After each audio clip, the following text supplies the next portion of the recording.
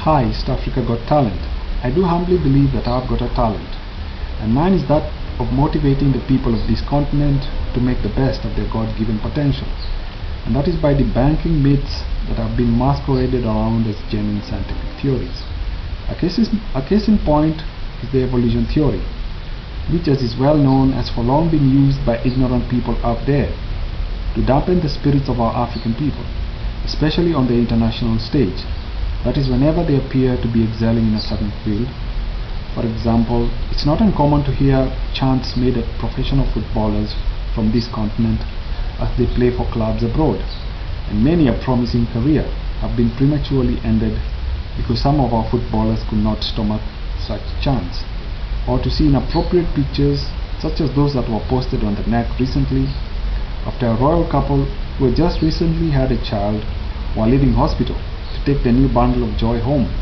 A public figure in their country, in fact a journalist, decided to post a picture of a white couple walking a monkey dressed as a child. All this simply because the child had been born to a white royal prince who had married a lady of mixed race who happens to have people of African descent in her ancestral line. And my way of debunking this theory is to point out some of its very glaring inconsistencies. That is by posing the following simple questions. That is, if at all larger mammals like giraffes, camels, whales, hippos, elephants, horses, apes, and even humans evolved from rats and mice, how is it possible that while one section of the rat population was busy evolving and transforming into these larger mammals, the rest of the rat population were content to remain unchanged over the millions and millions of years that evolution is supposed to have happened? What stopped the rats that we see today from ever changing even one single bit? And what triggered the others to evolve? For what? Were they not all on the same diet? Were they not all living in the same neighborhood? Were they not all interbreeding amongst themselves?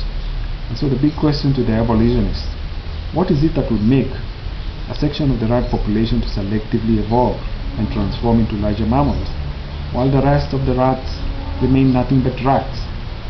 Also, the evolutionists claim that the big gap that exists between the larger apes and humans can be explained by the existence some millions of years ago of some species of large, intelligent, human-like apes, going by the scientific names of Homo erectus, Homo habilis, Zinjanthropus, Australopithecus, etc., etc. But the intriguing fact about these supposedly intelligent human-like apes is that they selectively went extinct and disappeared from every corner of the globe, and not a single colony of them survived anywhere on Earth, even on the remotest of islands. And as all of this happened, the smallest and least intelligent of the monkeys, like the baboons, survived and thrived almost in every corner of the Earth.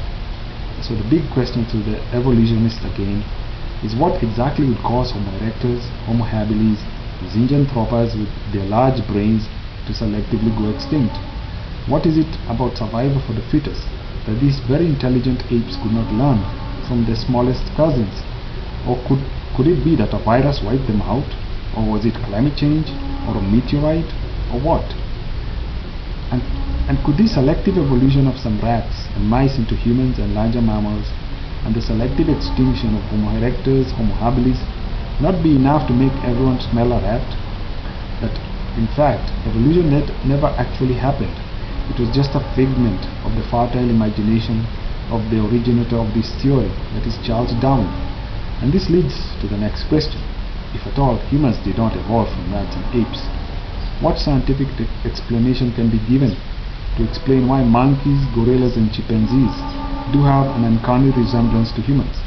Well, the scientific explanation for this could very well be mimicry, which is a phenomenon found among some living things, where a creature that is not related to another is able to transform its features to look like those of the other animal, plant, or rock around it to disguise itself, and thus protect itself from predators.